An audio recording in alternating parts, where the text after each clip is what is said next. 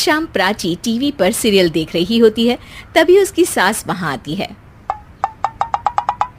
अरे सीरियल में तो ऐसे मग्न है जैसे आज रात का खाना पड़ोसी आकर बनाएंगे। मुझे पता ही नहीं था आपने अपने बेटे की शादी पड़ोस में भी की हुई है। हैं? मतलब? मतलब इस घर में सारा काम बहू ही करती है, आप तो सिर्फ खर्राटे मारती हैं। अच्छा जी, फिलहाल तो तुम आराम फरमा रही हो, चलो जाओ, ये मेरे टीवी देखने का समय है। आहा, इसीलिए मुझे भगाया जा रहा है। सॉरी, अब तो बिल्कुल नहीं जाऊंगी। प्राची की इस बात पर दोनों सास बहू के बीच टीवी रिमोट के पीछे बच्चों जैसे छीना झपटी शुरू हो जाती है, जिसके बीच श्लोक भी काम से घर वापस आ जाता है। हाँ, आज मेरी चूहे बिल्ली की जोड़ी किस बात पर झगड़ रही है? अरे तेरे बीवी मुझे टीवी ही नहीं देखने दे रही। अरे तुम्हारी मम्मी मुझे खाना बनाने के लिए फोर्स कर रही है। अरे वाह, ऐसे बेतुके रीजन पर तो बच्चे भी झगड़ा नहीं करते। अरे मुझे कुछ मत बोल, सब इसने ही शुरू किया है। हाँ हाँ, जैसे आप तो बहुत दूध की धूली है ना। अरे बस, दोनों चुप। प्राची जाओ, खाने की तैयारी करो। और माँ तुम छोड़ो, तुम्हें क्या बोलूं, शांति से अपना सीरियल देखो, मुझे दोबारा लड़ने की आवाज सुनाई नहीं देनी चाहिए। ऐसा बोलकर श्लोक वहां से चला जाता है, जिसके पीछे पीछे प्राची भी कुछ न कुछ बड़बड़ाते हुए रसोई में चली जाती है। हाँ हाँ, सासू जी को तो कुछ बोलेंगे ही नहीं, बस मुझ पर ही हुक्म चलता है, खाना बनाओ, जैसे मैं इनके घर में खाना बनाने के लिए आई हूँ। इसी तरह शाम बीतती है और रात को श्लोक और प्राची की सास खाना खाकर सोने चले जाते हैं, लेकिन प्राची गुस्से में कुछ खाए बिना काम में ही लगी रहती है। इस घर में किसी को घंटा फिक्र नहीं पड़ता, मैं खाऊं या भूखी रहूं।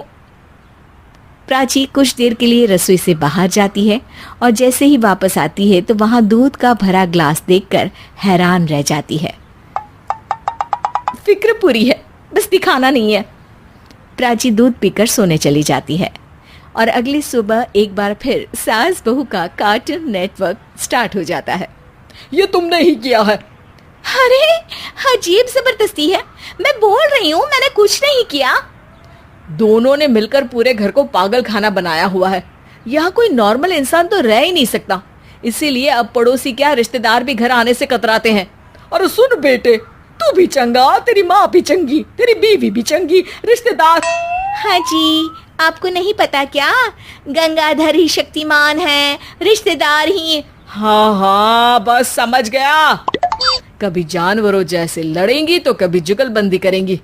भाई मैं आप दोनों के बीच में नहीं फंसना चाहता।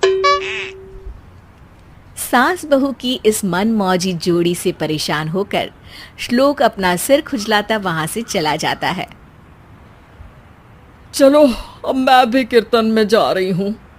इस पर जैसे ही सास कमरे में अपना पर्स लेने जाती है तो वहां नाश्ते की प्लेट रखी देख मुस्कुराने लगती है और नाश्ता करके घर से बाहर निकलते हुए कुछ पैसे टेबल पर रख जाती है, जिसके कुछ देर बाद सिलेंडर वाला घर आता है।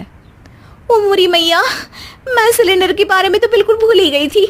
घर खर्च के सारे पैसे भी मम्मी के पास है और श्लोक से बोला तो उल्टा 4 बात सुनाएंगे। प्राची ये सोच ही रही होती है कि अचानक उसका चेहरा चमक उठता है और वो घर में आकर इधर उधर देखने लगती है। तभी उसकी नजर टेबल पर रखे पैसों पर पड़ती है, जिन्हें वो सिलेंडर वाले को दे देती है। ये सब श्लोक देख लेता है। अच्छा बेटे, इतना बड़ा घोटाला, सबके सामने मैं तेरी दुश्मन और पीठ पीछे तेरी मेरी यारी। इस पर श्लोक एक प्लान बनाता है और शाम को सब एक साथ बैठे होने पर बोलने लगता है। माँ, तुम दोनों की बहुत लड़ाई होती है, इसलिए मैं सोच रहा हूँ कि प्राची को उसके घर छोड़ाऊं, इससे वो भी खुश रहेगी और तुम भी।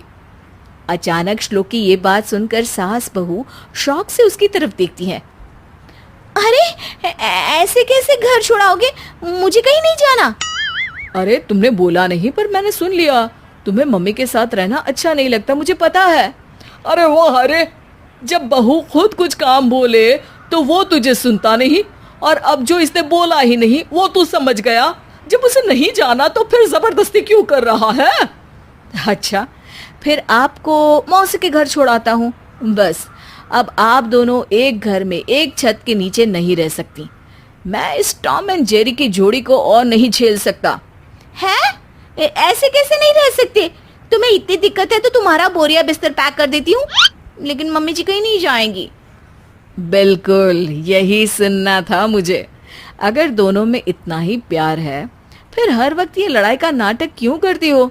देखा मैंने कैसे माँ किचन में दूध रखती है और तुम उनके लिए कमरे में नाश्ता रखती हो, और कैसे वो पहले ही तुम्हारी दिक्कत समझकर घर में पैसे रखकर बाहर जाती है। अरे भाई, इतना ड्रामा तो डेली सोप में भी नहीं होता जितना तुम दोनों ने इस घर में फैलाया हुआ है। तू हमें टॉम एंड जेरी बोलता है ना, तो याद कर वो दोनों भी एक दूसरे को बाहर वालों की बुरी नजर से बचाने के लिए हमेशा सबके सामने लड़ते थे, लेकिन अकेले में दिक्कत के समय मदद भी तो करते थे। बस हमारा रिश्ता भी कुछ ऐसा ही है। और वैसे भी अगर सास बहू में तू मैं नहीं होती तो दुनिया वालों को कहानियां कैसे मिलेंगी?